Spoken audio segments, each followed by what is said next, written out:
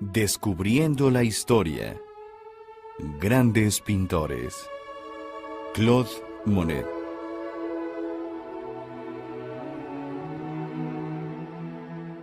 Claude Monet, más que cualquiera de sus contemporáneos del movimiento impresionista, adoptó los efectos cambiantes de la luz como su musa de toda la vida.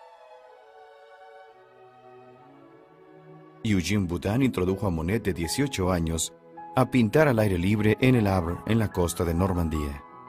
Monet luego escribiría al observar a Boudin tratando de captar la fugaz luz y el color del paisaje del puerto: me di cuenta de lo que significaría pintar.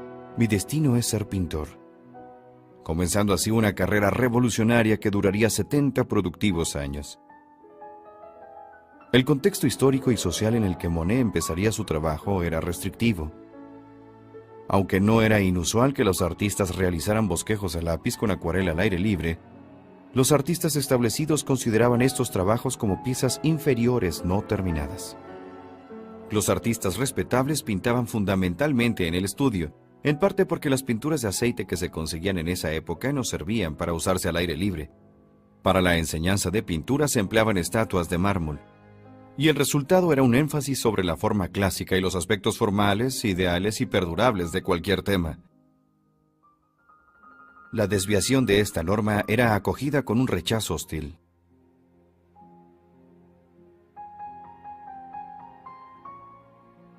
Parque Monceau, 1876. Pero el mundo estaba cambiando en la década de 1860, y los impresionistas eran gente independiente. Eligieron pintar la efímera y cambiante belleza de la vida. Celebraban un suave desnudo, reuniones sociales, la niñez, el paisaje y el paisaje marino en cualquier estación. Y Monet más que todo celebraba el jardín. Desde su juventud en el Havre hasta sus últimos años en Giverny, Monet plasmaba en el lienzo el luminoso mundo que veía a su alrededor. Sus primeros años. En 1865, Monet comenzó una relación con Camille Donceau, de 18 años, quien en 1867 se convertiría en la madre de su hijo. Se casaron en 1870. Camille aparece en el cuadro Mujer con vestido verde, que tendría un gran éxito en el Salón de 1866 en París, y Monet consideró convertirse en retratista. Camille también modeló para Mujer en el jardín. Monet era más o menos independiente con la mesada que le daba su familia, pero el desagrado de esta por esa relación le acarrearon problemas económicos a la joven pareja. Siguieron prolongadas separaciones cuando dejaron de apoyar económicamente a Monet. Durante una de esas separaciones pintó La carreta en un día sumamente frío de 1865. Monet, con 3 abrigos grises, guantes y la cara azul, completaban la pintura al aire libre. Se decía que en Noruega pintaba a temperaturas bajo cero.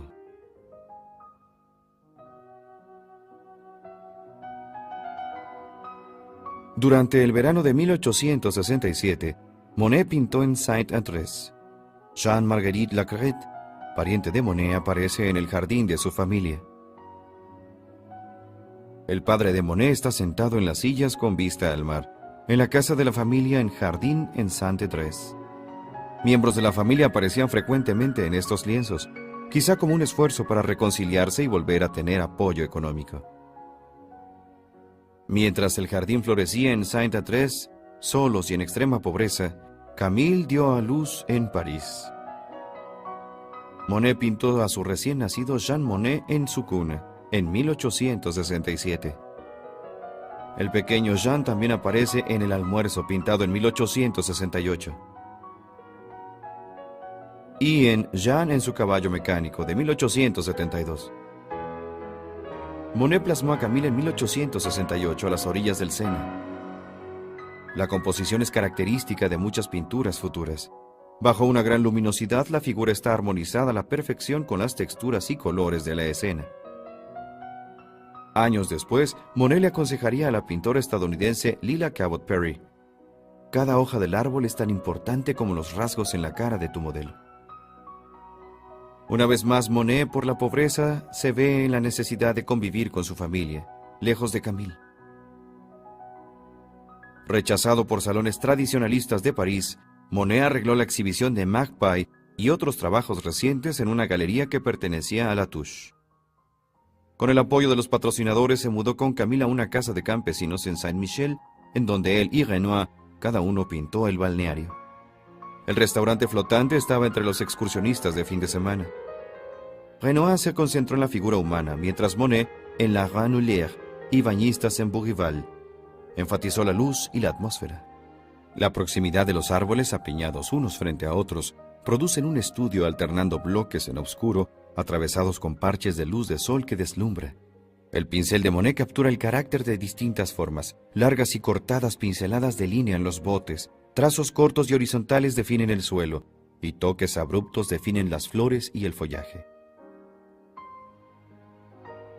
En 1870, los Monet, que se acababan de casar en junio, pasaron el verano en Trouville, donde Monet pintó Hôtel des Roches Noires. Aunque el mar no está representado, es una presencia dominante en esta pintura, con las banderas ondeando en el aire la inconfundible luminosidad.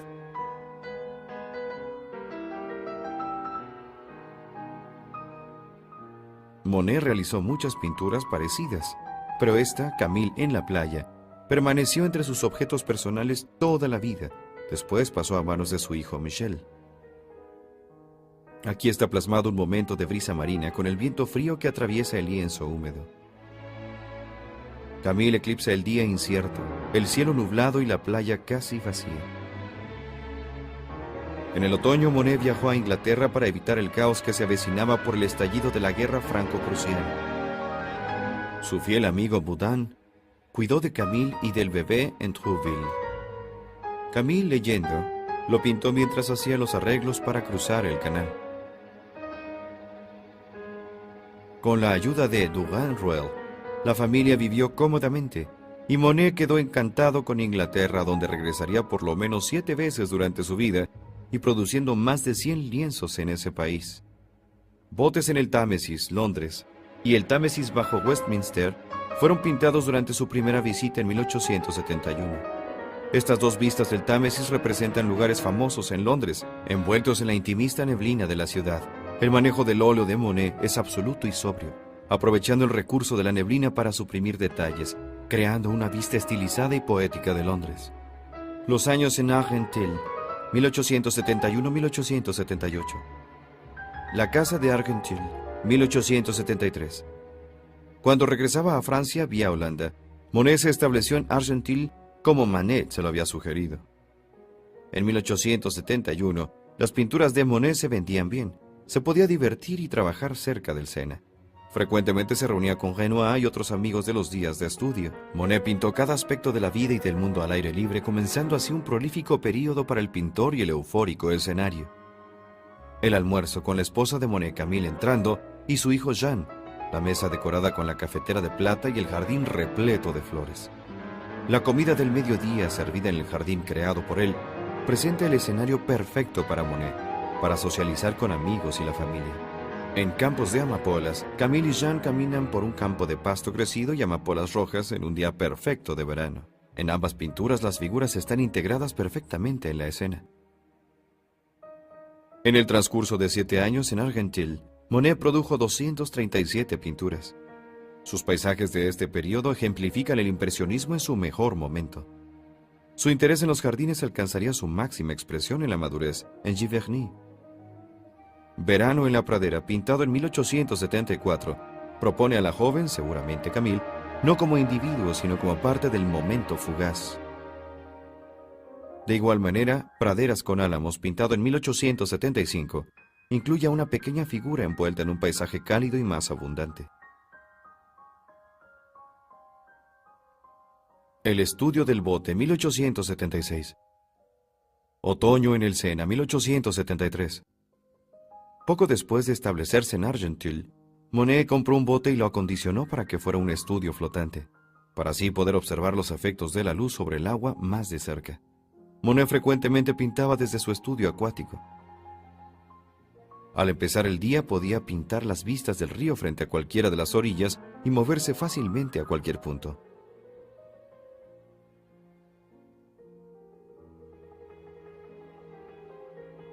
Botes en el Sena con su llamativo contraste de colores. Veleros en Argenteuil, captura la luz dorada y el agua congelada de la mañana. Los botes casi oxidados, pintados en contraste con el azul del agua y del cielo, y el verde de las plantas marinas, están representados rodeados por una luz brillante. Velero en Le Petit Gennevilliers sugiere la calma y quietud de toda una vida en el río. En 1875, Monet camina acompañada del pequeño Jean. El atractivo del cuadro se debe sobre todo a la perspectiva. La mujer es observada desde abajo, perfilándose en contra del cielo de verano. El sol y el viento salen del lado derecho, creando una sensación de movimiento que cruza la pintura, con el vestido ampón, la sombra alargada y las nubes que se mueven. Las figuras de las pinturas de Monet parecen ser interpretaciones espontáneas de miembros de su familia ocupados en cosas de la vida diaria. Madame Monet, pintada en 1875, es uno de los mejores retratos de Camille, notable por los afectuosos detalles como por las flores en la parte superior del cuadro, una técnica que Monet emplearía frecuentemente en su carrera posteriormente. Tren en la nieve, 1875. Como vivía cerca de la estación de trenes en Argenteuil, Monet tenía la gran oportunidad de observar las salidas y llegadas de las locomotoras de vapor. Los trenes figuraban de modo importante en los cuadros de muchos de los contemporáneos de Monet, enfocándose en esas facetas de la vida contemporánea que simbolizaban la modernidad. Monet, por otro lado, parecía estar interesado principalmente en la neblina blanca de los paisajes nevados y en la nube de humo que salía del cañón del motor. En 1877, Monet comenzó lo que se convertiría en una ambiciosa serie de pinturas de la estación de Saint-Lazare en París. Uno de los sellos distintivos del Segundo Imperio fue la construcción de un extenso sistema francés de ferrocarriles centralizados, teniendo a París como centro. Como símbolo de energía y libertad, el ferrocarril se convirtió en el centro de atención de Manet, Monet, Caillebotte y otros. Llegada del tren de Normandía, estación de Saint-Lazare, 1877. Vías en la estación de Saint-Lazare, 1877. Monet tenía permiso para pintar dentro de la estación. 7 de las pinturas que realizó estaban en la lista de una de las primeras exhibiciones impresionistas. Hugh Leroux recuerda a Monet con su caballete encima de un montón de cascajo. Cuando llegaban los trabajadores de la estación, escribió Leroux, se sentaba ahí pacientemente como un cazador, con el pincel listo, esperando el momento para poder pintar en el lienzo. Así es como siempre trabaja. Las nubes aquí no son menos importantes que las locomotoras. Los 12 lienzos con su poderosa representación de humo y vapor fueron un éxito inmediato y fueron comprados por Ernest Rochard, Caillebotte y el Dr. de Belliot. A pesar de esto, los gastos llegaban más rápido que los ingresos, y con un serio retraso en el alquiler, en enero de 1878, Monet y su familia se mudaron de Argenteuil a París. Rue Montorgueil, 1878. La Rue Montorgueil conmemora con banderas y calles adornadas la exhibición internacional el 30 de junio de 1876. Monet, siempre susceptible al estado de ánimo nacional, se colocó en el balcón de su vecindario de la clase trabajadora de Les Halles para captar la actividad mientras los parisinos celebraban el resurgimiento de Francia después de la derrota de 1870. Parisinos en el Parque Monceau, 1878. Monet pintó este cuadro durante los pocos meses que vivió en París, antes de mudarse a Vétheville. Los personajes que disfrutan de un descanso bajo la sombra en un día soleado en el Parque Monceau son secundarias a los altísimos árboles, las figuras formadas por las ramas en el césped y el camino. Los pavos, 1876. Los últimos años de la década de los 70 fueron difíciles para Monet económica y personalmente, pero nunca dejó de pintar. Monet siempre tenía un departamento en París. Los biógrafos sugieren que Alice Hochaté, la esposa de su fiel coleccionista, pudo haber adquirido una especial importancia en la vida de Monet desde 1876. Manzanas y uvas. Naturaleza muerta. Para complicar las cosas, Camille, que estaba embarazada por segunda vez, estaba muy enferma del útero. Dio a luz a Michel en marzo de 1878, pero su salud se siguió deteriorando. Mientras tanto, Ernest Hocheté se declaró en bancarrota y su esposa Alice dio a luz en agosto de 1877 a Jean-Pierre Hocheté, que muchos creían era hijo de Monet. En pésima situación económica, las dos familias, excepto Ernest Hocheté, quien permaneció en París, se mudaron juntos a Vétheville en octubre de 1878. En septiembre de 1879, Camille Monet murió a la edad de 32 años. Para poder ganar lo suficiente para sus dos familias, Monet pintó cuadros de naturaleza muerta que se vendían más fácilmente que sus paisajes. Puesta de sol en el Sena en invierno, 1880. El invierno de 1880 fue tan severo que el Sena se congeló y el hielo tenía 1 metro de espesor. Cuando el hielo comenzó a derretirse se podía ver una ferocidad glacial. Monet trabajó sin descanso para capturar el poder y el drama de este acontecimiento en una serie de pinturas.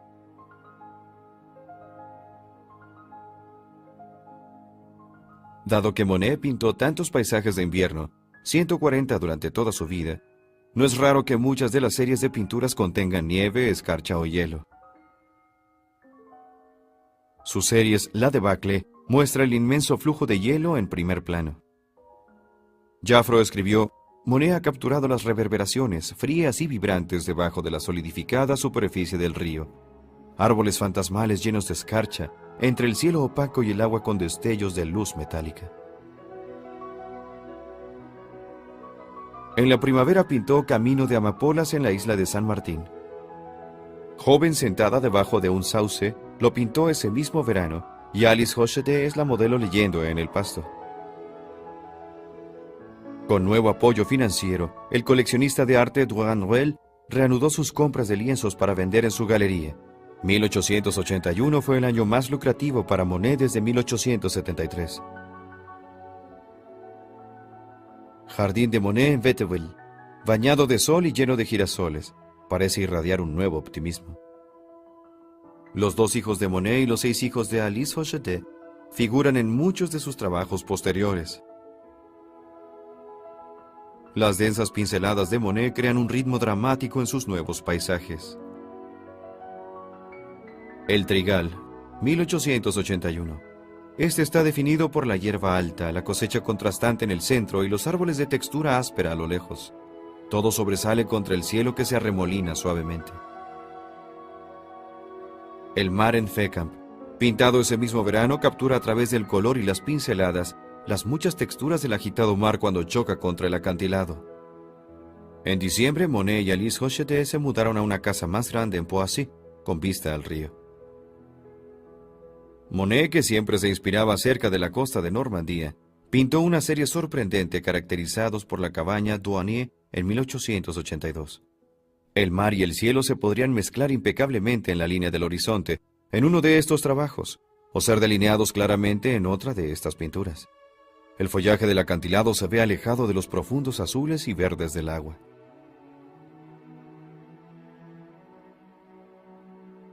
En junio, Monet había rentado una cabaña para su familia en Port-Gaulle, a donde llegó Renoir para poder pintar al aire libre en el verano. Paseo por el acantilado en Port-Gaulle muestra varias de las técnicas más poderosas de Monet. Las mujeres están subordinadas al paisaje, vistas desde una altura no muy elevada, bañadas de sol y brisa, que corre del lado derecho del lienzo al izquierdo. Una vez más, el contraste de rosas y rojos con azules y verdes, juntos gracias al pincel, le dan una rica textura al cuadro. Playa y acantilados en Étretat, 1883. Maneport, en Étretat, 1883. La playa y el arco al oriente, 1885. Monet trabajó sin descanso en 1883 para preparar una exhibición en la galería de Duhan-Ruel. Se concentró en los espectaculares acantilados de Étretat y en la costa de Normandía para que fueran sus temas. El arco, al que solo se puede acceder escalando un acantilado muy pronunciado al bajar la marea, lo fascinaba particularmente, por lo que muchos años lo siguió pintando. En las pinturas de Monet, el acantilado sale del agua. Por un lado le da la sombra y por el otro le da la brillante luz del sol, que también se refleja alrededor de los pequeños botes. Monet se enfoca en la luz que se refleja de la superficie del agua que cambia constantemente y de las sólidas rocas escarpadas. La exhibición de Monet en París, quien para entonces ya había capturado la atención de la prensa, fue muy aclamada. Botes en invierno, 1885. La aguja en Étretat, 1885. Manport, Étretat, 1885. Lluvia de Étretat, 1886. Durante un día como este en Étretat, Monet conoció al escritor Guy de Maupassant, quien después escribiría: en ocasiones acompañaba yo a Monet en búsqueda del impresionismo. Dejó de ser un pintor para convertirse en un cazador. Trabajaba acompañado de niños. Acompañaba yo a Monet en búsqueda del impresionismo. Dejó de ser un pintor para convertirse en un cazador. Trabajaba acompañado de niños que cargaban 5 o 6 lienzos, representando el mismo tema a diferentes horas del día y con diferentes efectos. Colocaba un lienzo y lo iba modificando de acuerdo con los cambios que había en el cielo. Recostado frente a su tema, en espera de la luz y las sombras, capturando en unas cuantas pinceladas un rayo que caía o alguna nube que pasaba, y rápidamente los plasmaba en el lienzo. Asimismo lo he visto capturando los brillantes rayos de luz en el blanco acantilado. Acomodándolos con un rocío de tonos amarillos que representan el efecto de esta, brillante e intangible. En otra ocasión en el mar con las manos recibió agua de lluvia y literalmente la arrojó al lienzo.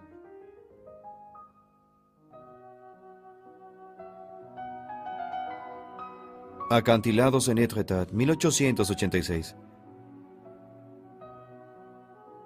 Varios meses después de terminar la pintura en Étretat, Monet emprendió una aventura más osada.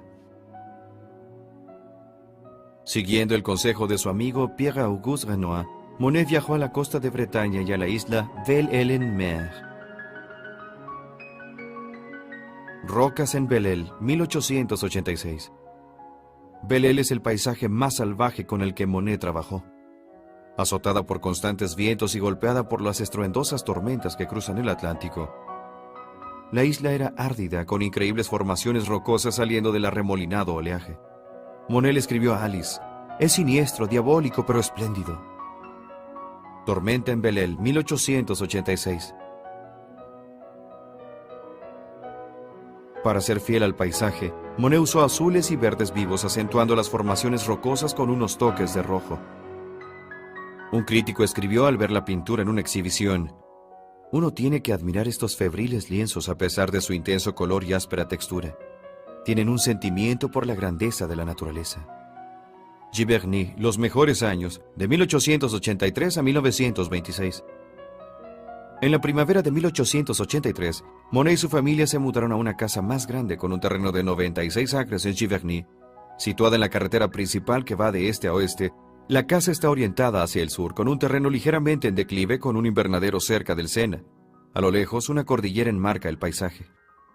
Pradera con almiares cerca de Giverny, pintado en 1885, es el comienzo de una serie de pinturas con almiares y álamos que Monet produciría una década después.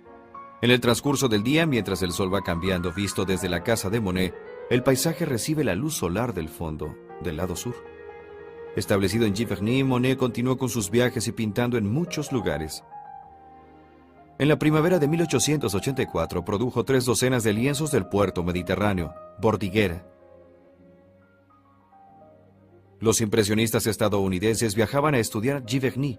Entre ellos estaban John Singer Sargent, quien en 1887 pintó Claude Monet pintando a orillas de un bosque. Los visitantes estadounidenses eran en ocasiones agradables, pero en otras entrometidos, y algunos estaban tan atraídos por las encantadoras jóvenes Hochet como por el maestro. Las hijas adoptivas de Monet, además de ser una compañía importante para él, eran sus modelos. Blanche Monet pintando muestra a Blanche frente al caballete, mientras su hermana Suzanne lee en el pasto, en 1887.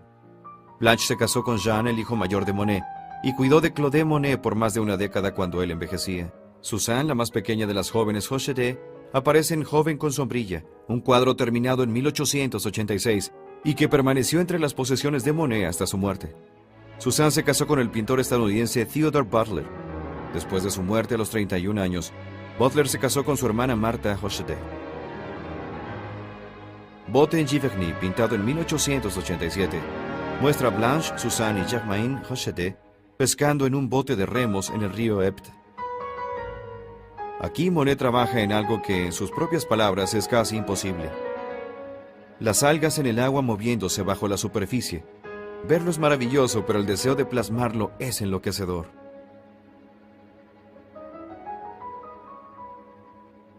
Antibes visto desde las Salles, 1888. En enero de 1888, Monet viajó al sur de Francia para pintar en Antibes.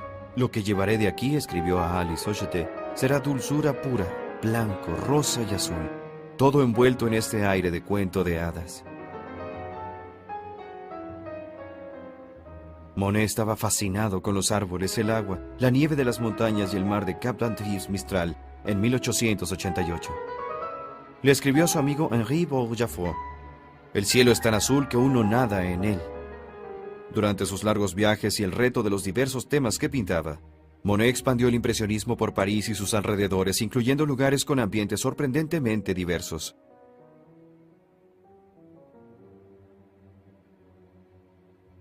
En 1888, tal vez influenciado por Seurat y los puntillistas, o tal vez para probar la superioridad del impresionismo, Monet pintó Recodo en el río Epte, cerca de Giverny. En él captura la luz centelleante de los álamos, las hojas agitadas por el viento. Las pinceladas cortas y diagonales de múltiples colores le dan al cuadro un motivo rítmico.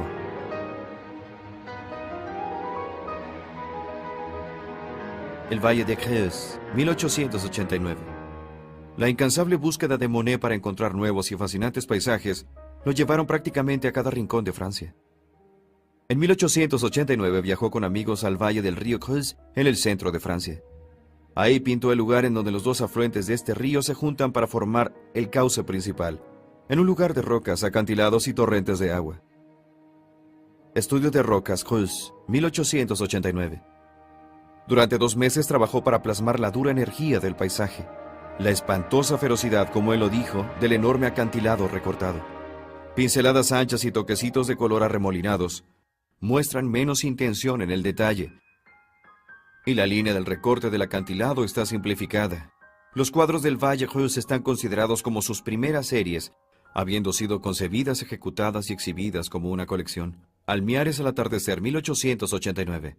Poco después de terminar esta pintura, Monet comenzó una serie de 5 estudios de Almiares que tuvieron un gran éxito. En 1890, Monet regresó al mismo tema, realizando 25 pinturas nuevas. Almiares fin de verano es representativo de la riqueza de la paleta y de la gran variedad de pinceladas que Monet consigue en esta tarea que se ha propuesto. Almiares al atardecer, 1890. Durante los siguientes 30 años, Monet seleccionará temas que desea explorar con una variedad de luces, estaciones y climas, produciendo así no mucha variedad en los temas como pinturas con diferente luz y efectos de clima, logrando así perfeccionar un arte visionario que anunciaría la llegada de la abstracción moderna.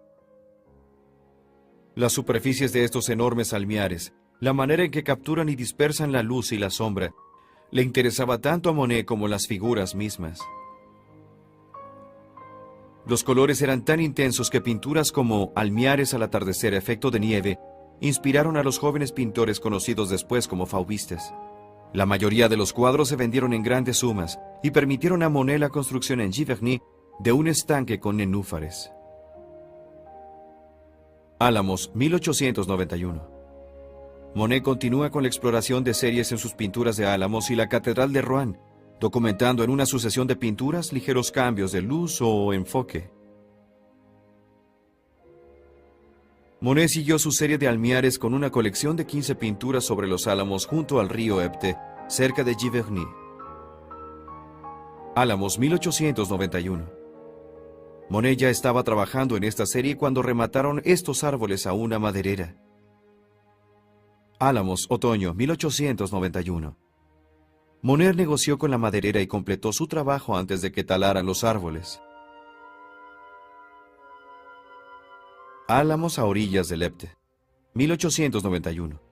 En los almiares y los álamos, Monet eligió objetos familiares que fueran simbólicos para los vínculos nacionales de la vida en el campo. Un crítico de arte de la época explicó que Monet entendía el álamo, que resume toda la gracia, todo el espíritu, toda la juventud de nuestra tierra. La Catedral de Rouen, sol brillante, armonía, azul y oro. Antes de que los álamos empezaran a colgarse para la exhibición de Durand-Ruel, Monet estaba sumergido en una serie de 30 pinturas de la Catedral de Rouen. El ambicioso proyecto duraría 3 años. Todo cambia, incluso la roca, escribió Monet. Sus pinturas demuestran esta observación expresando permanencia junto con mutabilidad, cuando el sol transforma diariamente la fachada de la Catedral de Rouen. La Catedral de Rouen y la Torre Alban. Como el resto de la serie, representa la iglesia gótica sin usar más que una línea recta y escogiendo la catedral al noroeste de París, en el Sena. Monet se aparta de su preferencia por temas de la naturaleza. En cambio, ha elegido un motivo estático que lo reta a concentrarse en sus percepciones y sus traducciones de la pintura. La fachada proveía el juego de luz y atmósfera cuando vence en la oscuridad de la noche. Fachada de la Catedral de Rouen, 1892. La serie fue todo un éxito. El crítico de arte Clemenceau escribió: lo maravilloso de Monet es que él ve cómo cada piedra vibra y cómo nos las muestra a nosotros, vibrantes. También Pissarro, Degas, Cézanne y Renoir admiraron las pinturas. Francia experimentaba un resurgimiento religioso durante la década de los 90 y la gente respondió a las pinturas con mucha emoción. Pradera en primavera Giverny, 1894. En julio de 1892, después de la muerte de Ernest Rochette, Claude Monet y Alice Rochette se casaron, justo antes de la celebración del matrimonio entre Suzanne Rochette y el pintor estadounidense Theodore Butler. Monet continuó explorando los efectos de la atmósfera durante esa década. Monte Colsas, 1895. Monet visitó de enero a marzo de 1895 a su hijastro Jacques Rochette en la villa de Sandvika, Noruega. La villa está situada cerca de Oslo, en la ladera del Monte Colsas. Ahí pintó la montaña que se eleva rodeada de nieve. Monte Colsas, día nublado, 1895. Pensando en un príncipe japonés que admiraba, Monet le escribió a Alice diciéndole: estoy trabajando en un monte que me hace pensar en el Fujiyama. Monet fue bien recibido por los noruegos. Lo trataron como celebridad, incluso recibió la visita del príncipe de Noruega. Acantilados en Pourville, lluvia, 1896. No obstante lo honrados que se sentían los noruegos del interés que tenía el maestro por pintar ahí, las pinturas del Monte Colsas no se vendieron. La serie de la Catedral de Rouen, completada en 1894 y exhibida en mayo de 1895, había sido una labor extenuante. En la primavera de 1896, Monet regresó a la costa de Normandía que siempre lo había inspirado. Valle de San Nicolás, cerca de Dieppe, al amanecer, 1896. En el transcurso de un año, Monet hizo más de 50 pinturas de los acantilados de Normandía, Pourville, Dieppe y Varengeville. Valle de San Nicolás, cerca de Dieppe, por la mañana. Muestra los acantilados con pájaros revoloteando sobre el agua. Los veleros son apenas insinuados a través de la cegadora luz del amanecer. Valle de San Nicolás, cerca de Dieppe, nublado, 1896. En muchos de estos trabajos las formas son menos precisas que en pinturas anteriores de Monet. Las orillas de los acantilados son más suaves y están trazados con los mismos rosas y morados que el cielo y el agua. La atmósfera envuelve todo el lienzo. Acantilados en Pourville, amanecer, 1897. La aduana en Varengeville, 1897. Sus representaciones de los acantilados de Pourville en 1897, por ejemplo, son más abstractos y más introspectivos en carácter que los que había pintado del mismo tema en la década de los 80. Del mismo modo, la aduana en Varengeville adquiere una calidad etérea, característica de los últimos trabajos de Monet. La aduana en Varengeville, niebla, 1896. En comparación con las anteriores representaciones de Monet de la aduana, los lienzos terminados en 1896 y 97 Le dan a la casa una mejor presencia en los cuadros con tono más tranquilo. Los veleros en la aduana de Varengeville-Nievle se deslizan hoscamente en el fondo. Esta aproximación coincidió con el deseo del público por pinturas que representaran la trascendencia de la naturaleza. Amanecer en el Sena, cerca de Giverny, 1898. Amanecer en el Sena, completado en 1898, es también suave en color y forma. El río dobla casi a la perfección con la ribera y el cielo, con apenas una distinción entre las hojas y el reflejo de las mismas. El lago en Montgeron, 1876. En comparación con las primeras pinturas de Monet, el lago en Montgeron, Amanecer en el Sena, se traslada hacia lo abstracto. El lago en Montgeron iluminado desde el fondo, un despliegue de verde reflejando las destellantes aguas, pero 20 años de experiencia le permitieron a Monet aligerar sus pinceladas en una paleta más matizada. Puente de Waterloo, 1900. Puente de Charing Cross, 1899. Monet regresó a Londres en repetidas ocasiones para trabajar en vistas del Támesis y del Parlamento. Puente de Waterloo y Puente de Charing Cross son representantes de esta productiva empresa. Puente de Waterloo, día nublado, 1903. En la primera ocasión que Monet viajó a Londres en 1870 para escapar de la guerra franco-prusiana, pintó el Támesis en Westminster. En 1899, regresó al mismo trecho del río de la ciudad y lo pintó desde un balcón del Hotel Savoy, y más tarde desde un balcón del Hospital de Saint Thomas con vista al Parlamento. Desde el Savoy podía ver el puente de Waterloo, las columnas de humo del trabajo del sur y a la gente cruzando el puente. Puente de Charing Cross, día nublado, 1899. Viendo desde su balcón, Monet pintó el puente Charing Cross, con el humo del tren encima del río y el Parlamento erguido a lo lejos con sus altas torres. El Parlamento, Londres, efecto de luz, 1903. Estas y las series sobre el Parlamento constan de aproximadamente 100 lienzos. Las pinturas sobre Londres acreditaron a Monet dentro del mercado inglés, junto con el expatriado estadounidense Whistler y el paisajista inglés Turner. El Támesis y el Parlamento, Londres, 1904.